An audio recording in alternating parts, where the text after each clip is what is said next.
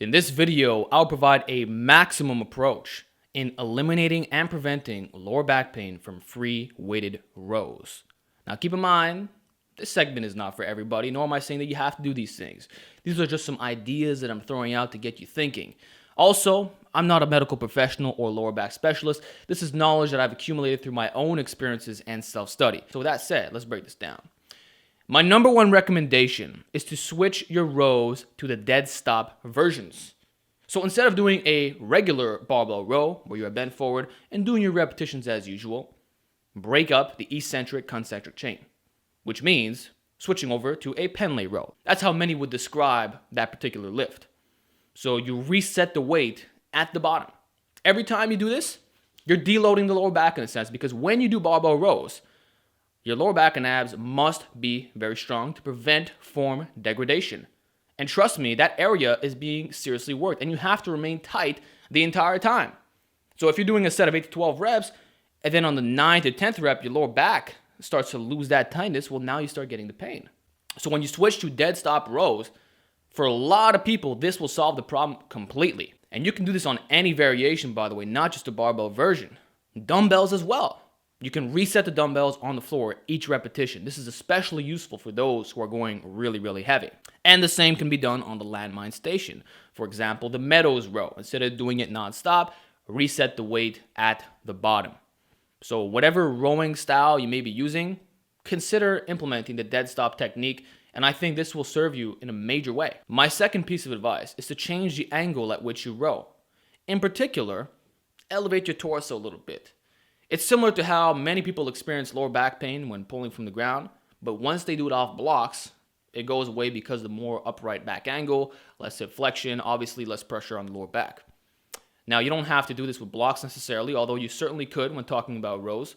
So you can do your dead stop rows off 4-inch blocks or something. That would help you.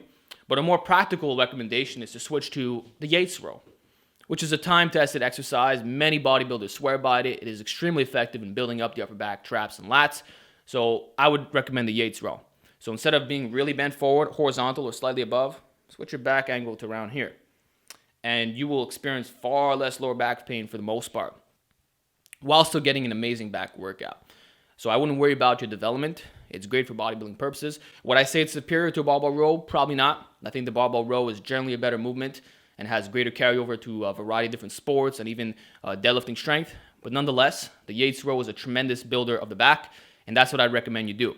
And this would apply to a bunch of rowing variations. Always try to elevate your torso a little bit. Refrain from being all the way bent forward. You just don't have to do that. So that would also mean adding things like chest supported rows could be beneficial, either on the machine or off the incline bench. So on the incline bench, you're going to be at the perfect angle, and now you could do your one-arm dumbbell rows from there, or you could do two arms at the same time. You could even do it with a barbell, although that might get in the way. So that's what I would recommend. Change your torso angle from all the way bent forward to a little bit higher, and that can help you out. My third strategy is to use higher volume.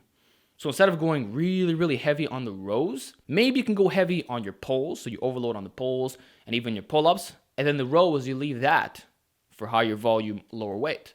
So consider lowering the percentage a little bit. Maybe leave your cap at 75% of your 1 rep max, and incorporate things like 3 sets of 12 to 15 reps or 3 sets of 15 to 20. Provided that you keep the form tight and you lower the rest intervals, you'll find this weight to be extremely challenging.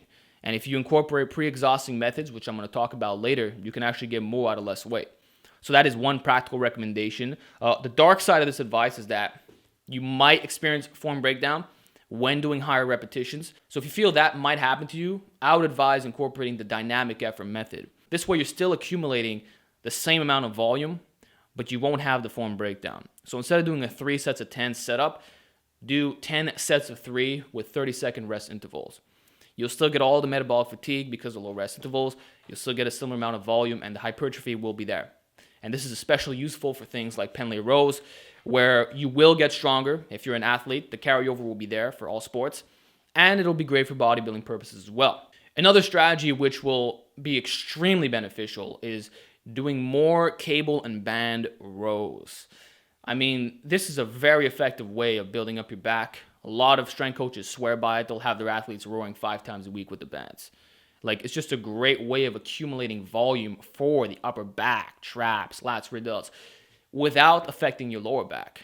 One of my favorite movements of all time is standing up, taking a band, attaching it to the power rack, and just doing higher repetitions.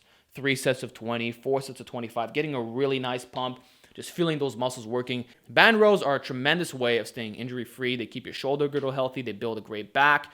No lower back stress whatsoever. The cables are equally as effective for the most part. You can do it standing up, even the seated cable row for some. So I would really advise using a lot of like standing movements or angles where, again, you're not bent forward, but you're still doing the rows with the cables and the bands. And in many cases, you'll be able to go heavy using these devices.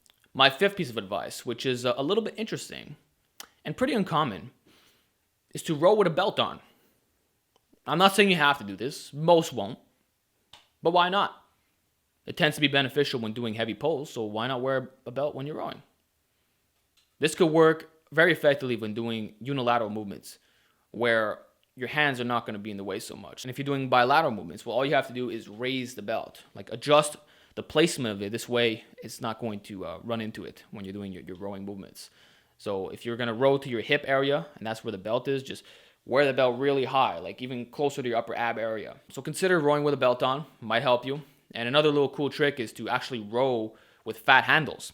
Again, getting more out of less weight. Like, trust me, if you increase the diameter from 1 inch to 2 inches, you have to cut your weight tremendously. Like, it's unreal how much of an effect the fat handles have on your rowing strength. Like, you'll be able to go heavy for that lift because now your lower back and abs won't be the limiting factor. So you can do a lot of good stuff with the fat handles. Like, that's a really good strategy. My next piece of advice is to start with your pull-ups first. I alluded to this before when I discussed the pre-exhausting method, which is something that a lot of bodybuilders use to get more out of less weight and even feel the targeted muscle a little bit more. I would advise that you do your heavy pulls first for overloading, then your pull-ups, then your rows, if you want a maximum protocol in eliminating lower back pain while still getting all the benefits of strength training and hypertrophy training. The heavy pulls will take care of you for the most part. The pull-ups, obviously a great movement, and then the rows really going to add to that back thickness, but you would do it at the end. So this way you're still covering all levels. You're still able to go heavy on the pulls. You're still able to go heavy on the pull-ups as well, but now you're finishing that cake off with the high volume rows, either with the bands or the cables or the upright back angles or all that stuff that I talked about. Now you can do it at the end, and you really won't need as much weight. So pre-exhaust could work for those who have lower back pain. I would only advise this for those who are really having trouble because it's not my first line of defense, and I think there are better ways to train your back, but nonetheless, it is an option if you feel that this is like the only way to go. And then my final piece of advice is to not be a minimalist when it comes down to lower back and abs. I mean, a lot of guys are getting injuries because they're stubborn. They don't want to train these areas, which in my eyes is a crucial mistake. Don't be one of those guys who only does the compound movements and who believes that this will take care of all your problems. Isolate. Please do some accessory work, do some traction work, do your mobility work, all right? Perform some reverse hyperextensions to build up the entire posterior chain and traction the lower back. Do hanging leg raises. That'll do wonders for your ab development. Do static movements like weighted planks, Zercher holds. Always train your lower back and abs for maximum injury prevention and the best performance possible. It'll help you, I'm telling you. Now, if you're scared of spinal flexion movements, well, then I would recommend that you look into Dr. Stuart McGill's work. He, unlike myself, is an expert when talking about the spine. This is what he specializes in, and he has a lot of amazing movements that you could do, which will strengthen the entire midsection without developing any potential issues of spinal flexion and stuff like that. But nonetheless, the take-home message is to not only rely on the compound movements. Do your traction work, do your lower back and ab work. I believe it's extremely important for maximum injury prevention and just being as strong as you possibly can. So with that said, this is all I have for you today. Remember, this is a complete protocol. Like, I listed everything that I was able to come up with, and it's for those who are really struggling. And I'm not saying you have to try out everything here. Maybe you can only use like a few tips, like 2 or 3 ideas. And it's not necessary either. I'm not saying you have to train like this at all. I'm just throwing out ideas, making you think, making you experiment, and I really hope that this helps you out if you do experience lower back pain from free weighted rows.